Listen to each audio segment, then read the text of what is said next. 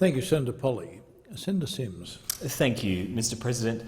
Mr President, I was about to leave for the night, and then I saw Senator Bernardi jumping to his feet and launching into yet another of his famous diatribes about the Safe Schools Coalition and diversity within the schoolyard, and I felt compelled to respond because, of course, this is not an isolated attack from Senator Bernardi on the Safe Schools Coalition, or the idea of even talking about differences in sexuality or gender identity within our schools. It's part of an ongoing crusade, and I think it's important to actually put some of the facts on the table here.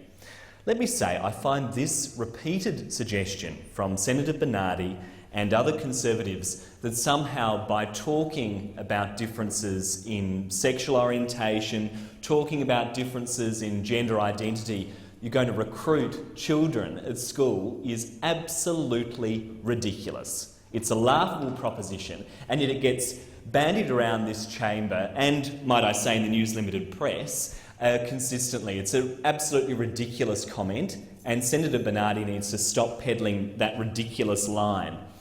This program isn't about trying to encourage any particular sexuality or gender identity. It's about recognising that, newsflash, some people are gay. Newsflash, some people are transgender. And, despite Senator Bernardi's efforts at social engineering, efforts to deny that reality exists within our schoolyard, there are gay and lesbian kids at school. There are gay and lesbian kids at school. There are people at school who have issues with their gender identity, who may well be transitioning. And those people deserve to have their experience recognised within the schoolyard. Message for Senator Bernardi: we're queer, we're here. That's a reality. Newsflash. And not talking about it isn't going to change that reality. And denying that reality in schools does nothing other than create more human misery. And, I've talked about this a little bit in this chamber, but, my experience as a young man growing up in Adelaide, I was in the closet until I was in my early 20s. And had I been at school when a program like this was around, it would have helped me a lot, because I felt pretty isolated when I was growing up in the suburbs in Adelaide. And I didn't think that there were any other people that I was familiar with that were gay, and I wasn't sure the kind of life that I would lead. So it would have been pretty helpful to learn at school that actually you're not alone. You can have a happy life as a gay person. You can have a happy life as a transgender person. That message being taught at schools would have helped me a lot. And really, it's ridiculous to hear this constant refrain that somehow by talking about difference, we're going to be promoting one particular form of sexuality over another. How ridiculous.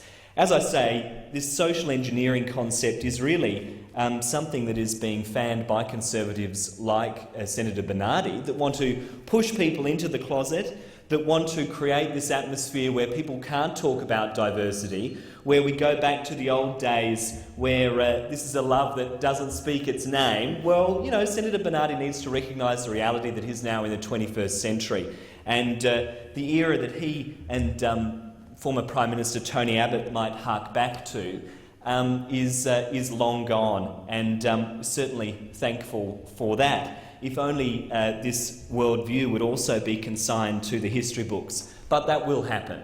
I have no doubt about that, because society is changing, and certainly the views that Senator Bernardi espouses are becoming increasingly marginalised. But look, let me say that we need to get to the point in discussing these kind of issues where we move away from this ridiculous assertion that middle-class, heterosexual white men are some kind of oppressed group that are being persecuted in some way. I mean, really, what a ridiculous proposition that is. And Senator Bernardi needs to drop that crusade. It's getting pretty tired. I think people can see through it. Let's have a debate where we actually look at how we can support diversity within our schools and how we can encourage diversity within our schools. But also, this program, the Safe Schools Coalition, is actually around addressing issues of persecution and bullying.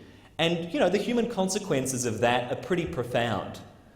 Can you imagine, I know my colleague Senator Janet Rice has been doing a lot of work on these issues, how difficult it might be for a young person to deal with issues around their gender identity at school, how difficult it might be for a young person who may be transgender to deal with those issues, and the huge difference that a project like this, a program like this would make in the school environment in terms of breaking down discrimination, in terms of overcoming some of the stigma that might be experienced by those young people, and also tackling bullying head-on and creating more safe and inclusive environments. That's a pretty powerful thing, and it's something that should be encouraged and supported. But instead, we see that program being maligned constantly by people like Senator Bernardi. So, you know, it's time to get with the program, recognise we're in the 21st century,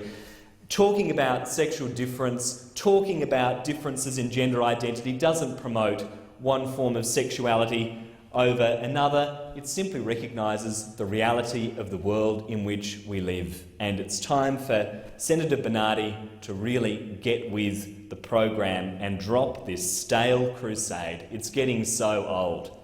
Thank you.